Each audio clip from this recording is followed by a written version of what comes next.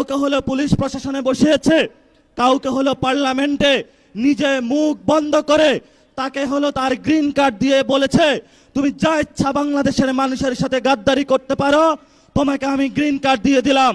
এই যদি হয় জিয়াউর রহমানের সন্তানের ভবিষ্যৎ, এই সন্তানের ভবিষ্যতের সাথে বাংলাদেশের ভবিষ্যৎ যাবে না, যাবে না, যাবে না। বাংলাদেশের ভবিষ্যৎ যাবে উসমান হাদির পথে, বাংলাদেশের শান্তির পথ যাবে আমাদের ৭১-এর শহীদদের পথে, বাংলাদেশের ভবিষ্যৎ যাবে ২৪-এর গণ অভ্যুত্থানের শহীদদের পথে।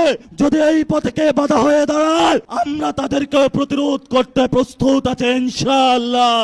আমরা সেই দিন শাহবাগে দাঁড়িয়েছিলাম, সরকারকে আলটিমেট দিয়েছিলাম আমরা কালকে কাউরান বাজার যাচ্ছি, এর পরের দিন ফার্মগেট যাচ্ছি, এর পরের দিন গণভবন যাচ্ছি। সরকার কর্ণপাত করে নাই। আজকে আমরা